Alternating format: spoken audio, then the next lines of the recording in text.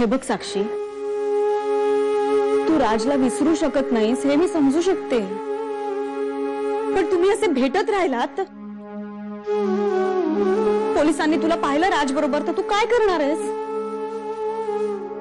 देव, पण मी स्वतःहून नव्हते गेले त्याला भेटायला, तोच भेटला मला. असं पोलिसांना सांगितल्यावर त्यांचा विश्वास बसणार आहे तुझ्यावर?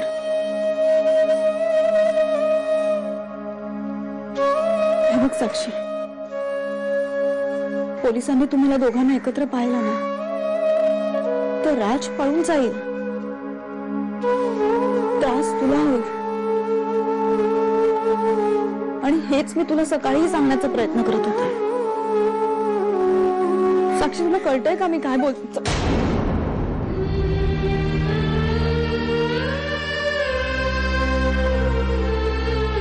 हे बघ राजा, मी मरणाला घाबरतो, हे जरी खरं असलं तरी याचा अर्थ असा होत नाही की मी तुला घाबरतो, आणि घाबरणारही नाहीये. काय सांग?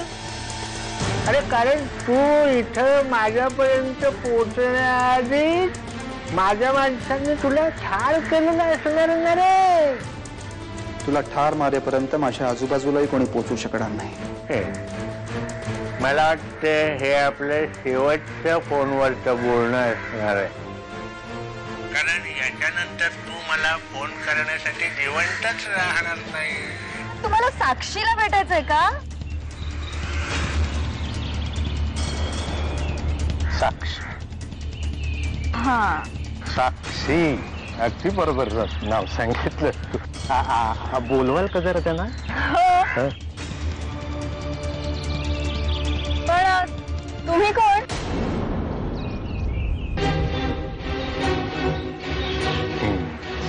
चांगला प्रश्न आहे बरं का. मी हो, पण ते महत्वाचं आहे का काय?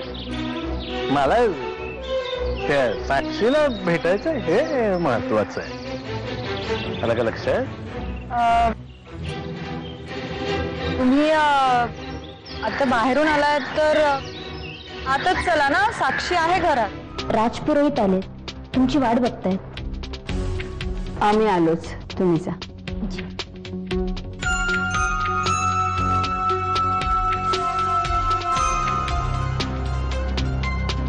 साक्षी लवकर बाहेर आहे.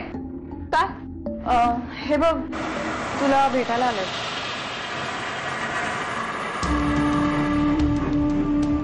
कोण? तूच ना ग साक्षी? हो.